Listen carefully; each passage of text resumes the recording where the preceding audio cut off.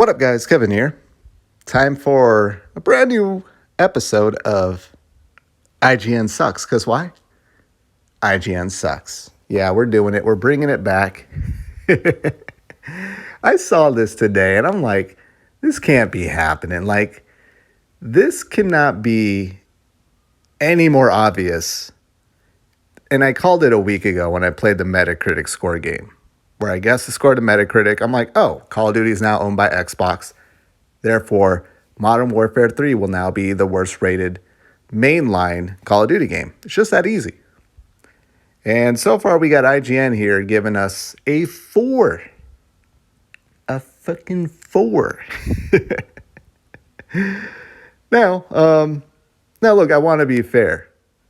Maybe these games were always 4s. I feel like every year we complain about Call of Duty, right? But they get decent scores. But now it's a 4 though from IGN. What do they say? This is for the single player campaign review. Underbaked, rehashed, and cobbled together from multiplayer parts, Modern Warfare 3's single player campaign is everything a Call of Duty story mode shouldn't be. Isn't that every Call of Duty story mode? Aren't every Call of Duty campaigns like 2-3 hours long? I see people complaining about the length. I'm like, that's every year. Every year someone tweets like, oh, it's only 2 hours long. But it's obvious now that the game is owned by Xbox. It's the people calling it the Xbox tax.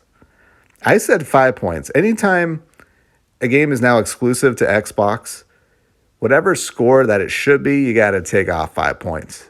You may have to take off more because IGN, they put up like something today saying like the PlayStation 5 is like the best thing that you can get for the holiday season. I'm like, PlayStation 5 only put out one game this year. One game. And their games cost $70.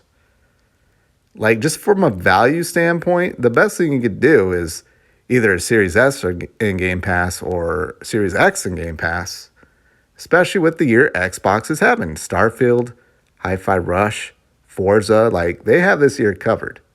If there's a year where you want to go, you know what, we'll give it to Xbox this year, it's this year, in 2021. You want to give PlayStation 2022? Sure.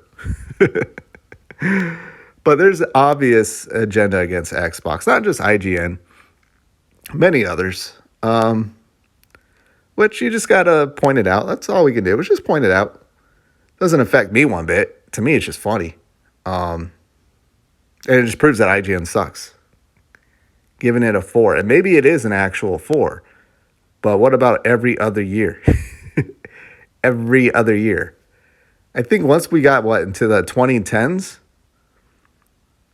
that's when we should have been like, yeah, this shit's getting stale. Like, the score needs to be a 4 out of 10. But now we're doing it. Why? Because Xbox owns it. And it's only win-win for, I think, people like me and most people. Like, okay, if now the game sucks and it fails under Xbox, good. I think people want Call of Duty to die. Am I the only one that wants Call of Duty to die? I know there's some people that really like the game. But we've been waiting for this franchise to just go away. Go away. I at least hope that we get away from the annual releases. And maybe they peel off a studio or two to make other Activision games. But hey, maybe IGN doesn't suck at all. Maybe this will help kick it off. But wow, this is so obvious. This is so obvious. But you know what else is obvious? Is me going to... I'm going somewhere, but you know what? I think I'll save that for a video tomorrow. Keep you on your toes. If interesting stuff happens. We'll see. All right, but I got to go. I'll talk to you later. Later.